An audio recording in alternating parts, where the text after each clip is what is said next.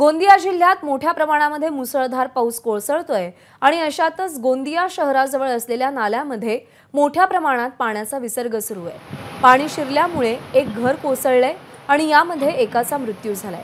अजून एकाचा शोध सध्या सुरू आहे। तसंच हे घर कोसळल्याने आणखी कोणी या ढिगाऱ्याखाली अडकलंय का याचाही सध्या शोध घेतला जातोय। याचा आढावा घेतलाय आमचे प्रतिनिधी देवेंद्र रहांगडाले यांनी।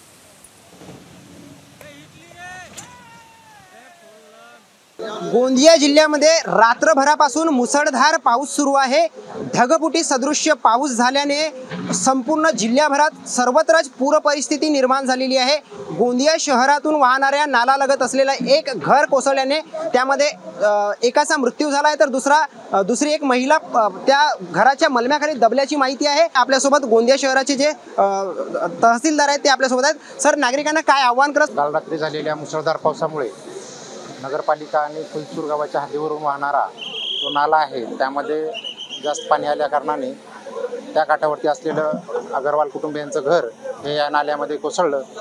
एकूण 3 सदस्य या घरामध्ये राहत होते। त्यापैकी अनिल अगरवाल हे सुखरूप बाहेर पडलेले आहेत, मात्र त्यांचा मुलगा मलब्याखाली दबून त्यांचा हॉस्पिटलकडे आपण त्यांना पाठवलेला आहे। सद्यस्थितीत अनिल अगरवाल यांच्या पत्नी किरण अगरवाल ह्या मलब्याखाली अडकून आहेत। मात्र प्रशासनाच्या वतीने या ठिकाणी JCB त्याचबरोबर अग्निशमन दलाचे सर्व काही कर्मचारी या ठिकाणी घटनास्थळी उपस्थित आहेत। त्यांना काढण्याचे आमचे शर्थीचे प्रयत्न सुरू आहेत।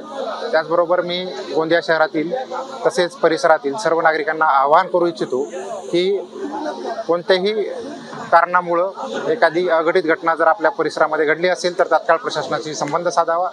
त्याचबरोबर विनाकारण घराच्या बाहेर पडू नका आणि ज्या ठिकाणी पाणी साचलेलं आहे त्या ठिकाणी विनाकारण आपण जाऊ नये, हे आपणा सर्वांना मी आवाहन करतो। गोंदिया जिल्ह्यात सर्वदूर अशी पूर परिस्थिती निर्माण झाली असून नागरिकांनी घराबाहेर पडताना काळजी घ्यावी व कुठलीही अनुचित प्रकार घडल्यास प्रशासनाला त्याच्या तात्काळ सूचना द्याव्या, असे आवाहन जिल्हा प्रशासनाच्या वतीने करण्यात येत आहे। देवेंद्र रहांगडाले, ABP माझा, गोंदिया। ABP माझा, उघडा डोळे बघा नीट।